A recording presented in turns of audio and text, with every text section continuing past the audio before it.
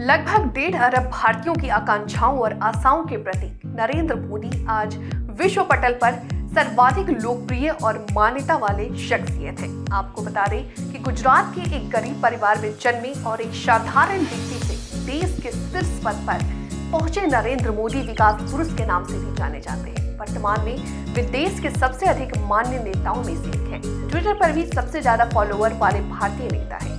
उन्हें नमो नाम से भी जाना जाता है। सबका साथ सबका विकास के मूल मंत्र को बोलने वाले मोदी ने अपने राजनीतिक कौशल की वजह से अपने राजनीतिक दल भारतीय जनता पार्टी को दुनिया की सबसे अधिक सदस्यता वाली राजनीतिक पार्टी के रूप में पहचान दिला दी।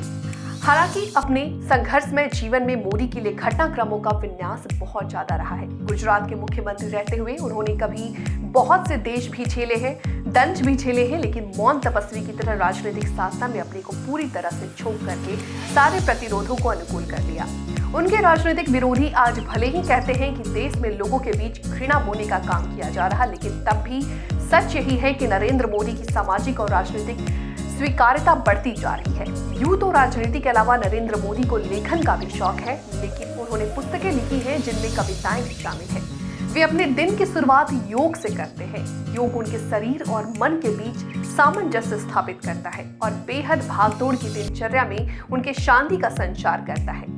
अब अपने प्रधानमंत्री काल में 9 वर्ष पूर्ण करके 10वें साल में प्रवेश कर चुके, लेकिन स्थानीय निकाय विधानसभा के चुनाव में जनता प्राय पार्टी का नाम लेने के बजाय प्रत्याशी का नाम लेने के बारे में कहती है। वो मोदी को ही वोट देंगे जैसे मोदी ही प्रत्याशी हो। मोदी कभी बचपन में चाय बनाकर रेलवे की यात्रियों को पिलाया करते थे, लेकिन बाद में शिक्षा के साथ साथ राष्ट्रीय स्वयंसेवक संघ के संपर्क में आ गए और फिर उनके जीवन में महत्वपूर्ण बदलाव आए और वो संघ के प्रचारक बना दिए गए।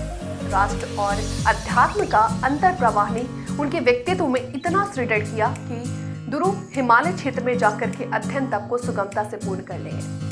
उनके परिवार की जिद पूरी करने के लिए विवाह तो कर गए, लेकिन राष्ट्र निर्माण के काम के लिए अपनी विवाहिता से क्षमा मांग करके वापस संघ कार्य में लग गए। विपरीत परिस्थितियों में उनके निर्णय लेने की क्षमता और चट्टानों की तरह अडिग रहने की व्यक्तित्व की वजह से उन्हें भाजपा में संगठन मंत्री बना दिए गए। फिर उनकी राजनीतिक यात्रा कभी भी नहीं रुकी।